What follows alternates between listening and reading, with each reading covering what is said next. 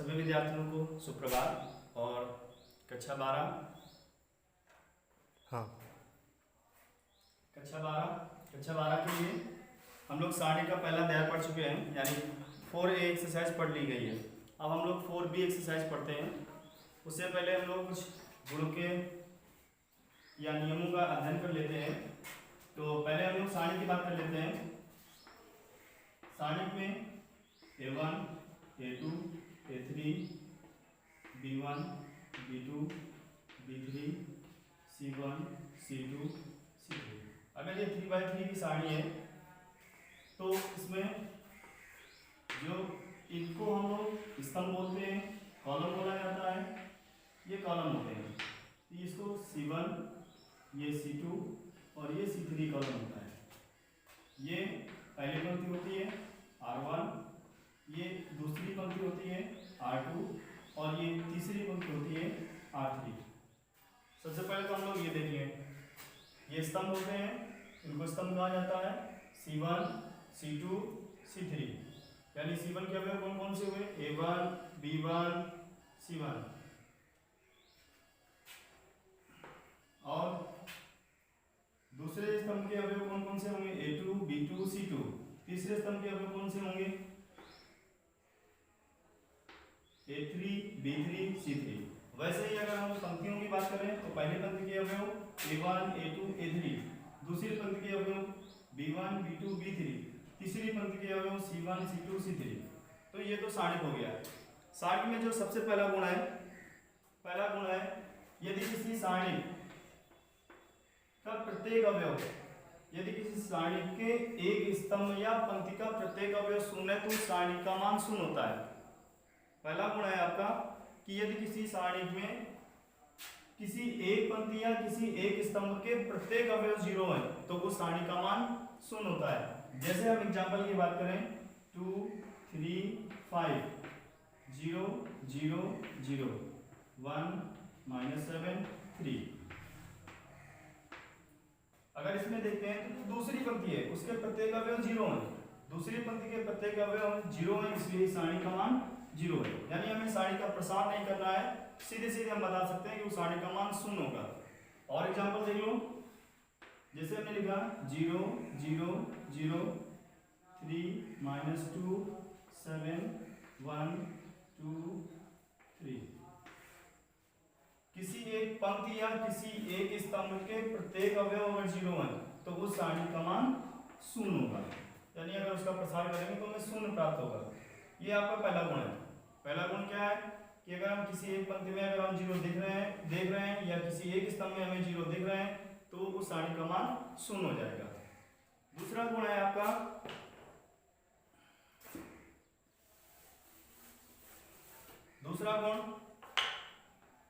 दूसरा गुण है यदि सारणी के स्तंभों को पंक्तियों में परिवर्तित कर दिया जाए और पंक्तियों को स्तंभों में परिवर्तित कर दिया जाए तो सारणी का मान बदलता नहीं है।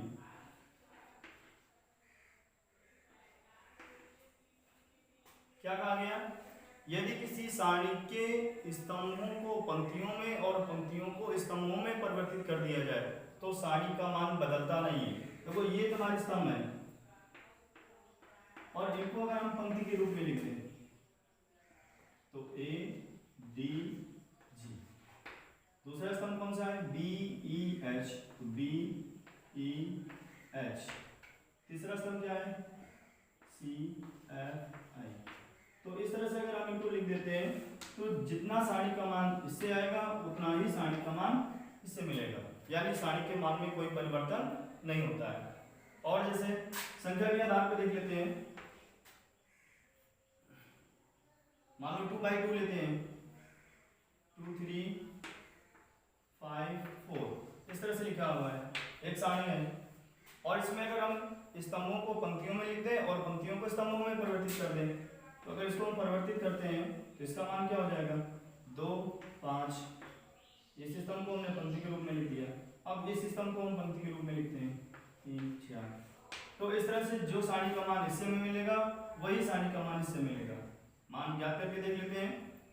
सारणी कैसे निकालते हैं, 2 का गुणा 4 से करेंगे, 4 2 जा 8 माइनस 5 का 3 से इंटू कराएंगे 15, वैल्यू कितनी आ गई -7। इसकी वैल्यू कैलकुलेट करके देखते हैं, 4 2 जा 8 माइनस 3 5 जा 15, वैल्यू कितनी आ गई -7। ठीक है, तो इस तरह से अगर हम किसी भी सारणी के पंक्तियों को स्तंभों में और स्तंभों को पंक्तियों में आपस में परिवर्तित करते हैं तो उस सारणी का मान परिवर्तित नहीं होता है। और एक 3x3 का एग्जांपल देख लेते हैं। 3x3 का एग्जांपल,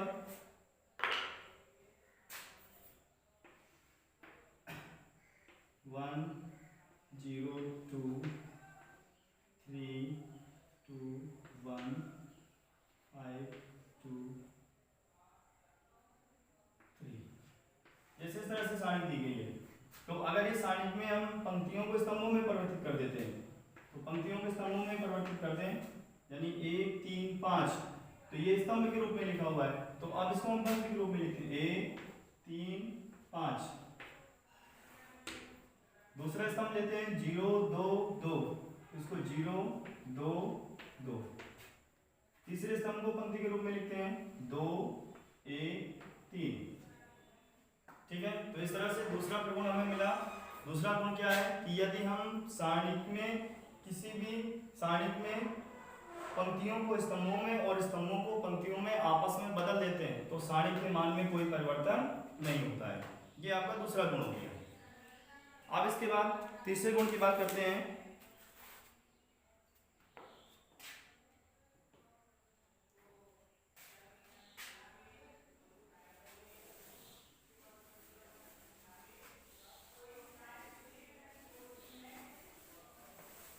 तीसरा गुण,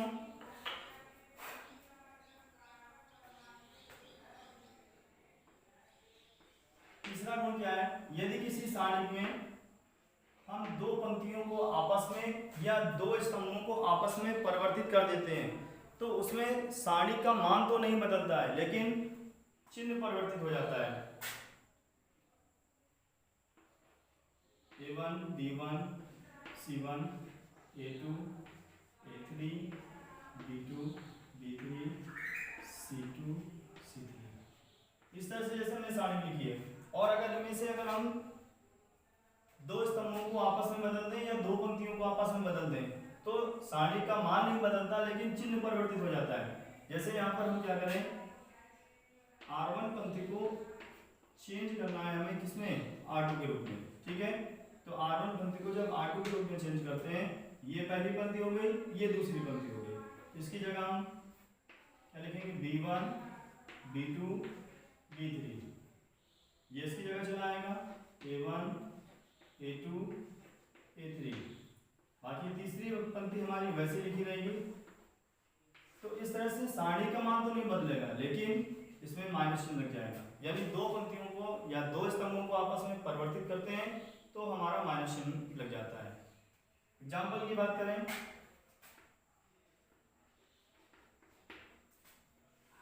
जैसे हम एग्जाम्पल की बात करें तो 0 1 2 1 2 1 3 2 1,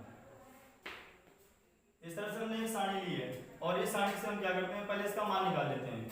अगर सारणी से मान निकाला जाता है तो 0 इसका इससे गुणा होता है, ये सम कर गया, ये पंक्ति कर गया, 2 गुणते 1 माइनस 2 गुणते 1, माइनस 1 करते हैं, माइनस 1, अब ये सम कर गया, इसका इससे गुणा, 1 गुणते 1 माइनस 3 का गुणा 1 से प्लस 2, अब ये सम कर गया तो 1 का गुणा 2 से और माइनस 3 का गुणा 2 से, ये वैल्यू 0 हो जाएगी, माइनस 1 1 माइनस 3 प्लस 2 2 माइनस 6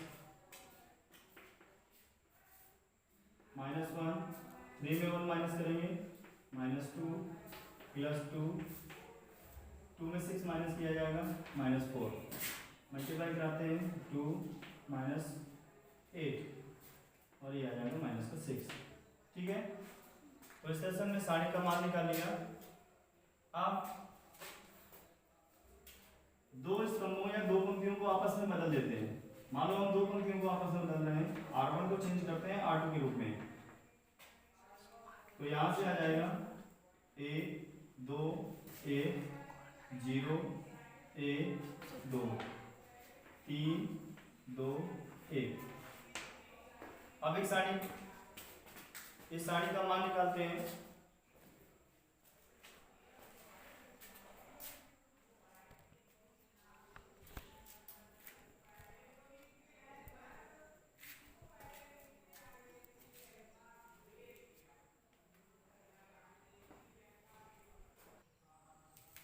इस प्रकार आप जब हम दो पंक्तियों को आपस में बदल देते हैं तो सारणी का मान निकाल करके देखते हैं। ये स्तंभ कट गया, 1 का गुणा 1 से माइनस 2 का गुणा 2 से -2। अब ये स्तंभ कट गया, 0 का गुणा 1 से और 3 का गुणा 2 से, ये हो जाएगा 0 माइनस 3 का गुणा 2 से करेंगे तो 6 आ जाएगा प्लस 1। तो ये स्तंभ कट जाएगा, 0 का गुणा 2 से और 3 का गुणा 1 से, ये हो गया 0 1 और इस तरह से हो जाएगा 0 -3 1, ये 1 -4 हो जाएगा -2 इंटू -6 प्लस 1 इंटू -3, 4 में 1 सेपरेट कर लेंगे, -3 आ गया ऊपर ऊपर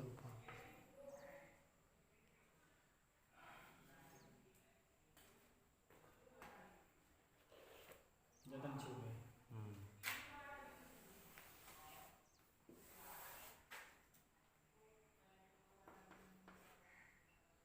1 -4 -2 -6 प्लस 1 इंटू -3,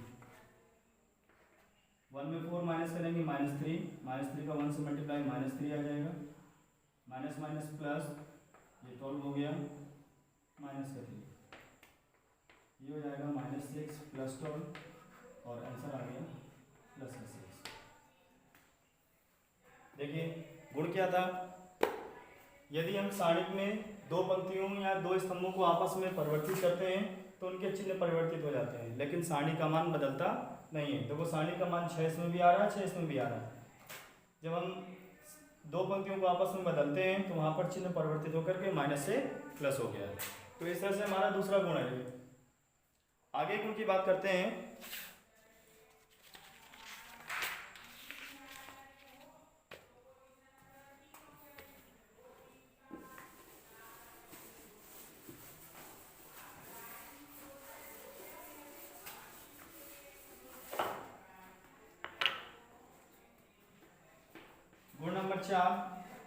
गुण नंबर 4 में क्या है, अगर दो पंक्ति या दो स्तंभ आपस में बराबर हैं,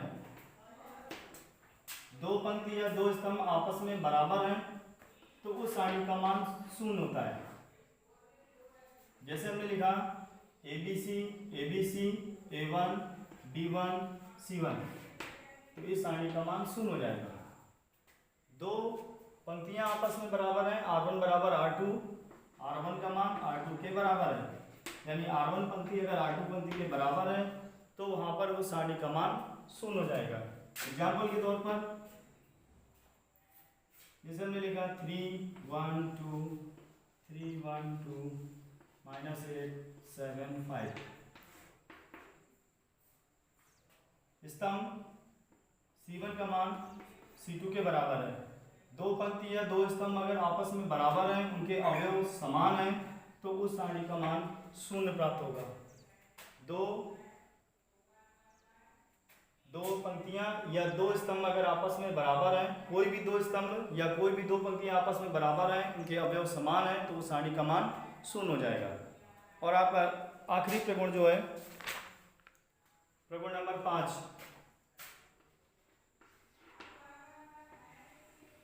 यदि हम किसी सारणी में संख्या का गुणा कराते हैं तो उस संख्या का गुणा या तो एक पंक्ति से होगा या किसी एक स्तंभ से होगा।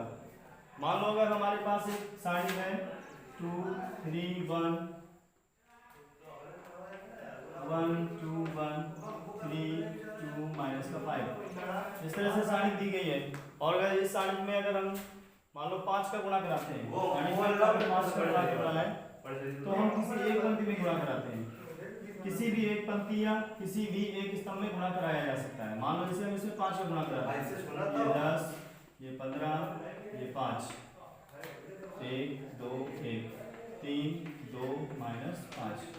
या इसको उल्टा भी कह सकते हैं, किसी भी सारणिक में